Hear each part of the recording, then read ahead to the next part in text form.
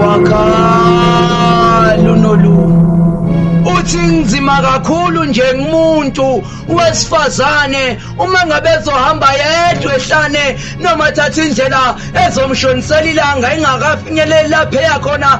Uthi kakhulukazi uma ezohlangana nomunye umuntu angisayiphathi-ke nje mengabe kungowesilisa. Uthi uma ngabe ngamsabisanga ngokumbulala uzofisa ukulala naye ngenkani ngoba izinkanuko kubakhaphela nezinsukwini zanamuhla behla ngemjuluko, imjuluko yamadoda bayijuluka phezu kwey'ngane ezincane mengabe bezicindezela ngethemba lokuthi sizosheshe sifinyelele empumelelweni. Ngaloyo mzuzu impumelelo kulezo zingane ivele ifane nephunga lenyama eyosiwe kamakhelwane ngoba ngamehlo kabayibona.